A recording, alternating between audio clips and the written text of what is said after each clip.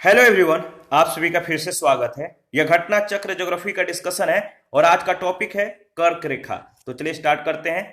देखिए, उत्तरी गोलार्ध में 23.5 डिग्री उत्तरी अक्षांश रेखा को कर्क रेखा यानी ट्रॉपिक ऑफ कैंसर कहा जाता है। पृथ्वी के अक्षीय झुकाव तथा परिक्रमण गति के कारण पृथ्वी के उत्तरी गोलार्ध में 23.5 डिग्री उत्तरी अक्षांश पर स्थित कर्क रेखा 21 मार्च से सूर्य की ओर उन्मुख होना प्रारंभ करती है। 3 माह बाद 21 जून को कर्क रेखा सूर्य के ठीक सामने होती है, अर्थात स्थिति को सूर्य कर्क रेखा पर लंबवत चमकता है। 21 जून की स्थिति को कर्क संक्रांति या ग्रीष्म अयनांत कहते हैं। याद रखिएगा, 21 जून की स्थिति को कर्क संक्रांति या ग्रीष्म अयनांत कहते हैं। देखिए, कर्क रेखा विश्व के जिन देशों से होकर गुजरती है वे कौन कौन से देश हैं? हवाई द्वीप यूएसए, वेस्टर्न सहारा, बहमास, मौरितानिया, अल्जीरिया, लीबिया, मिस्र, इसके बाद भारत, म्यांमार, ओमान, इसके बाद मैक्सिको, माली, नाइजर, चाड, सऊदी अरब, संयुक्त अरब अमीरात यानी यूएई, बांग्लादेश, चीन एवं ताइवान। तो याद रखिएगा, ट्रॉपिक ऑफ कैंसर जिन देशों से होकर गुजरती है: हवाई द्वीप यूएसए, वेस्टर्न सहारा, बहामास, मौरितानिया, अल्जीरिया, लीबिया, मिस्र, भारत, म्यांमार, ओमान, इसके बाद मैक्सिको, माली, नाइजर, चाड, सऊदी अरब, संयुक्त अरब अमीरात यानी यूएई, बांग्लादेश, चीन एवं ताइवान। तो याद रखना है, इंपॉर्टेंट है। यहां से प्रश्न आपसे पूछा जा सकता है कि निम्नलिखित में से आपको बताना होगा कि ट्रॉपिक ऑफ कैंसर किन किन देशों से होकर गुजरती है या किन देशों से होकर नहीं गुजरती है। तो दोनों फॉर्मेट याद रखिएगा। देखिए, मकर संक्रांति 22 दिसंबर को उस समय होती है जब मकर रेखा पर सूर्य की किरणें लंबवत पड़ती है। चूंकि पृथ्वी अपने अक्ष पर 23.5 डिग्री झुकी हुई है, इसीलिए मकर रेखा पर जब 90 डिग्री सूर्य का उनतांश कोण होगा, ठीक इसी समय कर्क रेखा पर 90-47 यानी 43 डिग्री का कोण बनेगा। मकर रेखा से कर्क रेखा के मध्य अंतर जो है कितने डिग्री का है? तो 47 डिग्री का। 23.5 डिग्री प्लस 23.5 डिग्री यानी 47 डिग्री का। इस पर आधारित पहला प्रश्न पूछा गया है कि मकर संक्रांति के समय कर्क रेखा पर दोपहर के सूर्य का उनतांश होता है।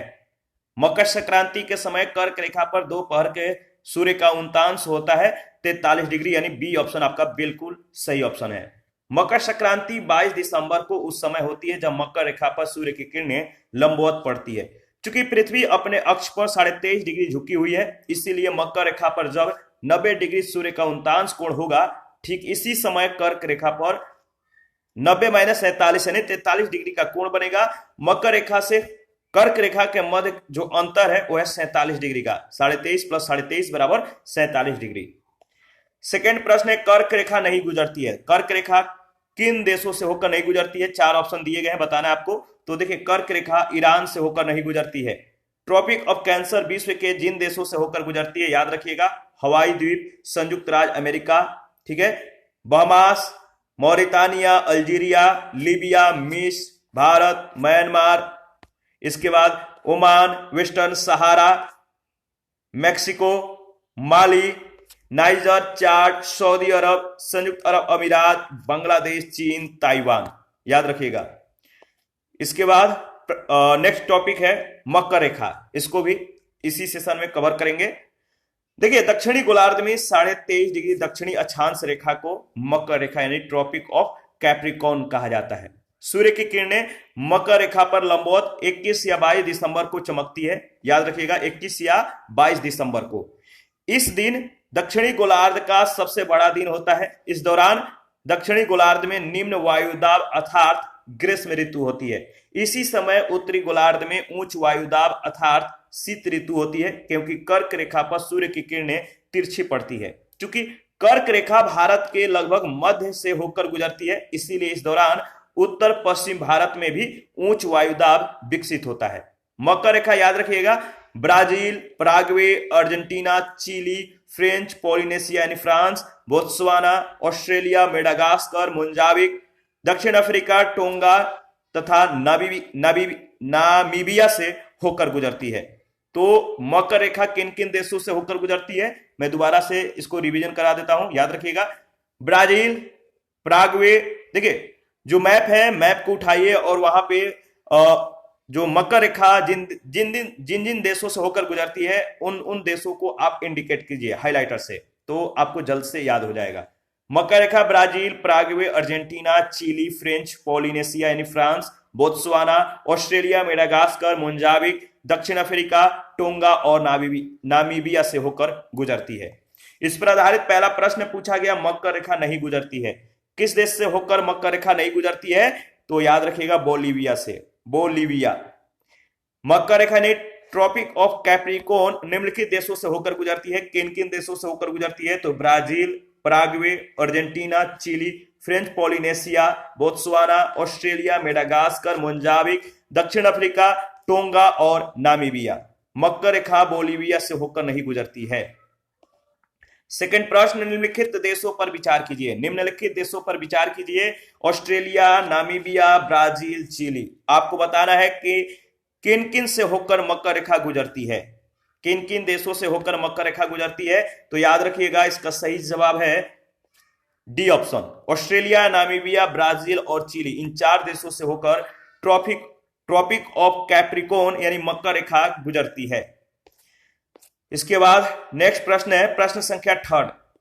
जब सूर्य की किरणें मकर रेखा पर लंबवत चमकती है तब भारत में निम्नांकित में से कौन सी घटना घटित होती है। जब सूर्य की किरणें मकर रेखा पर लंबवत चमकती है तब भारत में निम्नलिखित में से आपको बताना है कौन सी घटना घटित होती है। इसका सही जवाब क्या होगा, आप बताइए। देखिए इसका सही जवाब होगा ए ऑप्शन, उत्तर पश्चिम भारत में उच्च वायुदाब विकसित होता है। उत्तर पश्चिम भारत में उच्च वायुदाब विकसित होता है, याद रखिएगा। देखिए सूर्य की किरणें मकर रेखा पर लंबवत 21 या 22 दिसंबर को चमकती है। इस दिन दक्षिणी गोलार्ध का सबसे बड़ा दिन होता है। इस दौरान दक्षिणी गोलार्ध में निम्न वायुदाब अर्थात ग्रीष्म ऋतु होती है। इसी समय उत्तरी गोलार्ध में उच्च वायुदाब अर्थात शीत ऋतु होती है, क्योंकि कर्क रेखा पर सूर्य की किरणें तिरछी पड़ती है। चूंकि कर्क रेखा भारत के लगभग मध्य से होकर गुजरती है, इसीलिए इस दौरान उत्तर पश्चिमी भारत में भी उच्च वायुदाब विकसित होता है। इसी के साथ आज का सेशन समाप्त करते हैं। नेक्स्ट सेशन में दिन और रात के बारे में डिस्कस करेंगे। आप अपना प्रतिक्रिया जरूर दीजिए, आपके प्रतिक्रियाओं का हमें बेसब्री से इंतजार रहता है। जिन लोगों ने Telegram channel, Telegram quiz group, Facebook page, Instagram को ज्वाइन नहीं किया है, वीडियो के डिस्क्रिप्शन बॉक्स में उसका लिंक है, आप ज्वाइन कर सकते हैं। और घटना चक्र का पीडीएफ आप लोग ले लीजिए, बहुत इंपॉर्टेंट है। पहले उसको आप जो है खुद से एक बार रिवीजन कीजिए, इसके बाद लेक्चर को सुनिए और उससे प्रैक्टिस कीजिए, आपको बहुत बेनिफिट होगा। थैंक यू, मिलते हैं नेक्स्ट सेशन में।